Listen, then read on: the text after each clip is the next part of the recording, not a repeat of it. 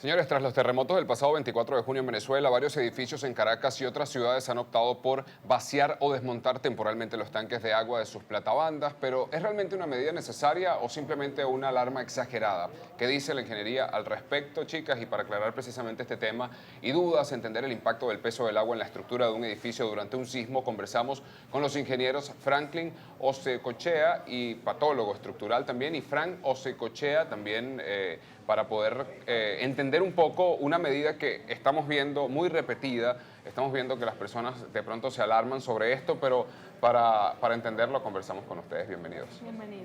Hola, ¿cómo están? Mira, padre e hijo. Padre e hijo. Les comento un poco primero más de manera coloquial y ya el experto hablará después.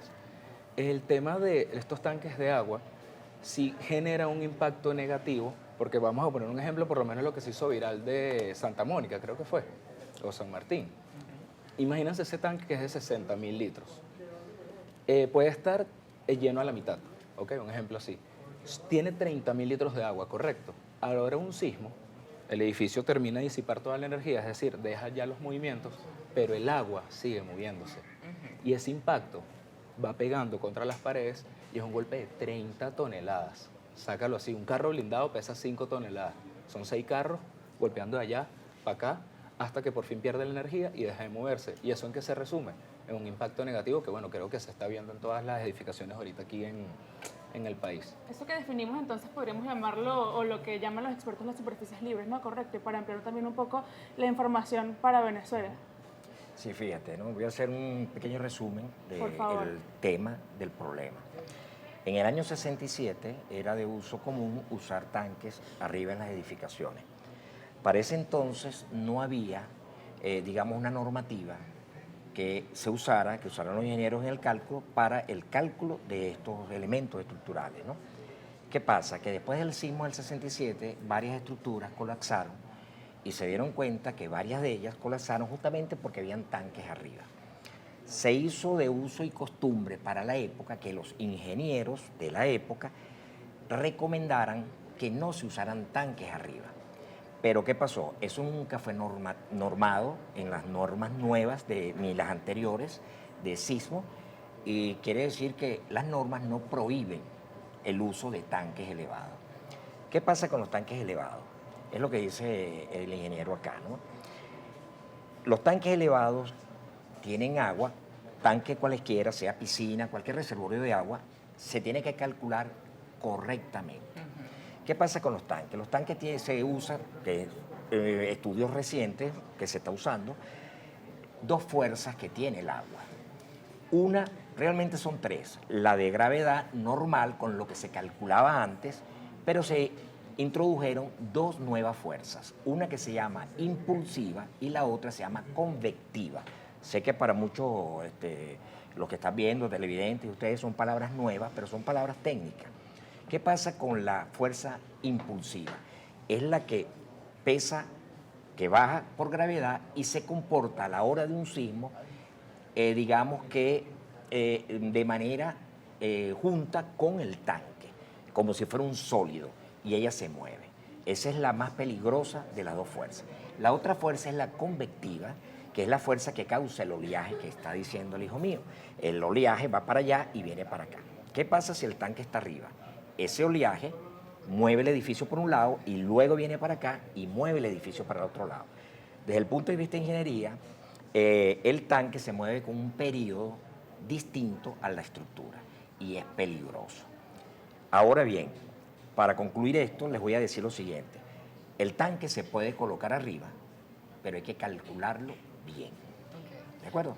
Sí. Y justamente iba a preguntar acerca de esos cálculos, cómo de alguna manera afecta la posición del tanque en la superficie, en el caso que lo tengan arriba, a la gravedad como tal de la estructura del edificio, y si también afecta el hecho de luego, que bueno, es una tradición ya venezolana el hecho de incorporar más tanques, porque bueno, la capacidad de agua no es suficiente para las personas que estén allí, entonces los inquilinos tienden a colocar más peso de lo que ya estaba calculado. Desde el desconocimiento, además. Sí, bueno, fíjense, ¿qué pasa ahí? En los edificios nuevos que se vayan a construir, es muy fácil calcular el tanque, meterlo dentro del cálculo y eso va a funcionar. Pero cuando son edificios existentes, hay un detalle aquí, que los tanques no pueden estar excéntricos, lo que usted dice usted, ¿no? No pueden estar puestos en cualquier lugar. ¿Qué pasa cuando un tanque está excéntrico? Ocasiona que el centro de gravedad de la estructura se mueva, que se llama el centro de masa, se mueva. Y él se va a mover y va a estar distinto al centro de rigidez de la estructura, que es el centro de cortante. Vamos a explicar un poco. En el centro de gravedad o en el centro de masa se considera en el cálculo que toda la carga vertical cae allí, la carga de gravedad. Pero en el centro de cortante cae la carga sísmica, que eso está en función de la rigidez de los pórticos. Esto es un tema un poco más profundo, pero la carga de sismo, que uno la considera como un vector que va, se concentra en ese centro de cortante. Y esa diferencia hace que haya un momento torsor, que hace que haya una torsión en la estructura y se caiga. Lamentablemente en La Guaira hubo edificios que tenían esos dos centros de cortante y de gravedad separados, y los edificios no fallaron por carga, sino por torsión.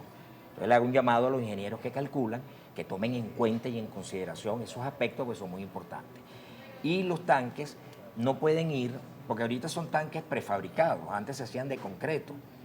Tienen que tener unas especificaciones claras, que tienen que haber vigas que les transmitan la carga de los tanques exclusivamente a las columnas, para que no afecte el resto de la estructura.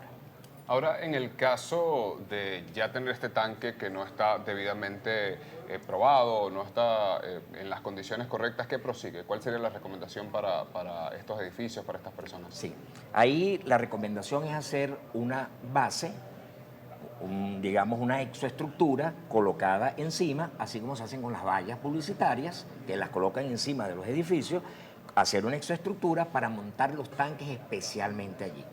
Como son tanques pequeños de 1 o 2 metros cúbicos de agua, incluso puede haber de 3, son pequeños, realmente la fuerza convectiva no es tan fuerte, ¿no? No genera, porque la fuerza convectiva es la masa por la aceleración convectiva que hay. Entonces, como la masa es pequeña, el volumen de agua es pequeño, no ocasiona tanto problema como un tanque grande. Entonces, recomendación, hacer unas vigas apoyadas sobre columnas y encima de esas vigas poner los tanques, cosas céntricos, como dijo, céntricos para que no produzca torsión, y colocarlos en, digamos, una bancada de tanque, pues. Eso es factible. Pero ahora bien, entonces, a ver, esas son las recomendaciones en caso tal que, bueno, el ingeniero decida colocar los tanques arriba, pero como, bueno, gracias a esto que ha sido lamentable, hemos empezado a conocer un poco más acerca de la cultura sísmica.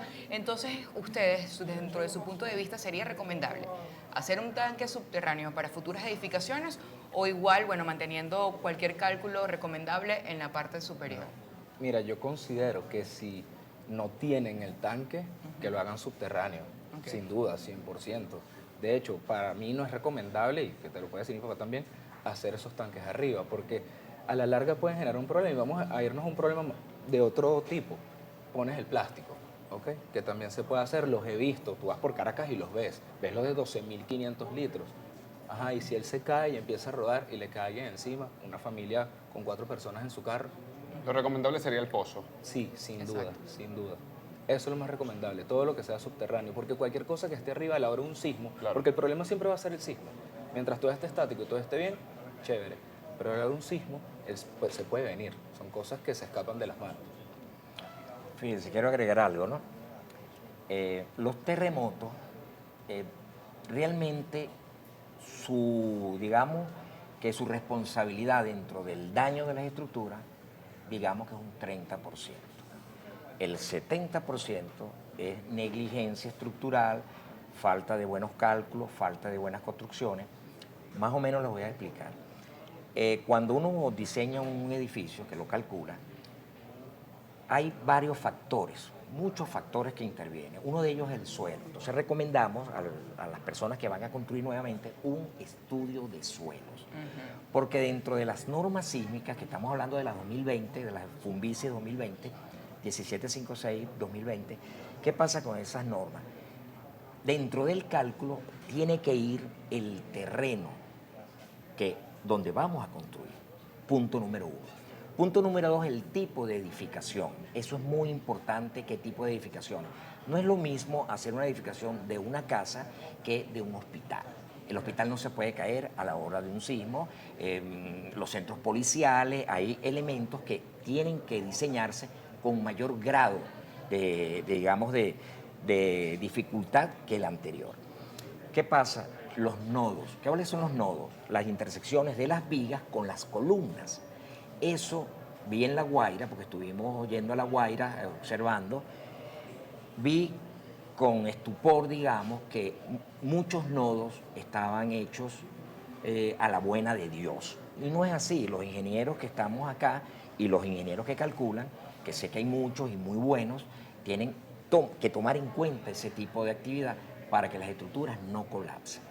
Podríamos entender entonces que básicamente, si bien muchas veces quisiéramos tener una varita mágica o tener, a ver, los cálculos y todo muy preciso para poder saber qué día, qué fecha, qué hora va a ocurrir un sismo, independientemente sea del grado en la escala, no lo podemos saber, pero sí podemos prevenir entonces a través de la ingeniería, de unos buenos estudios, de unos buenos cálculos.